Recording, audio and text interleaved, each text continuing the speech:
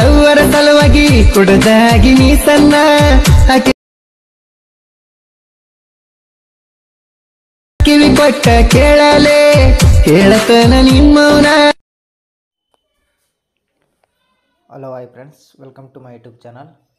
Friends, ಪ್ರಿವಿನಲ್ಲಿ video ನೋಡ್ತಾ ಇದ್ದೀರಲ್ಲ, ಆ ವಿಡಿಯೋ ಬಂದುಬಿಟ್ಟು ನನಗೆ ಇನ್ಸ್ಟಾಗ್ರಾಮಲ್ಲಿ ಒಬ್ಬರು ಸೆಂಡ್ ಮಾಡಿದರು. ಈ ಥರ ಮಾಡಿ ಅಣ್ಣ, ಈ ಥರ ಮಾಡಿ ವೀಡಿಯೋಸು ಈ ಸಾಂಗ್ ಮೇಲೆ ಮಾಡಿ ಅಂತಂದು ಹೇಳಿದರು. ಅದಕ್ಕೋಸ್ಕರ ಅವ್ರು ಹೇಳಿದ ಥರನೇ ಮಾಡಿದ್ದೀನಿ. ವಿಡಿಯೋ ಕనుక ಇಷ್ಟ ಆದರೆ ಒಂದು ಲೈಕ್ ಮಾಡಿ, ಹಾಗೆ ಸಪೋರ್ಟ್ ಮಾಡಿ ಫ್ರೆಂಡ್ಸ್.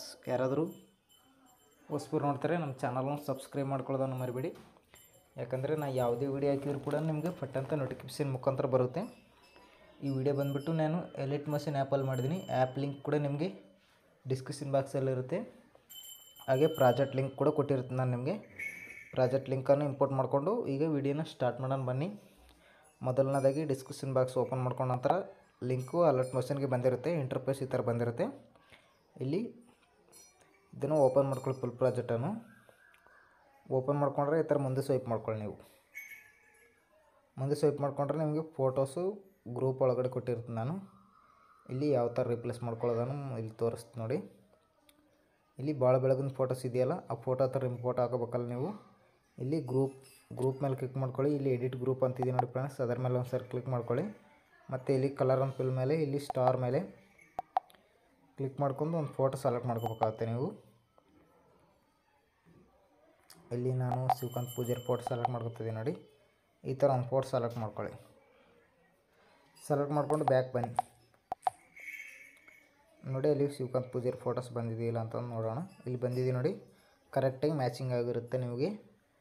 ನೀವು ಸೇಮ್ ಪ್ರಾಸೆಸ್ ಮಾಡ್ಕೊಳ್ಳೋದಿರುತ್ತೆ.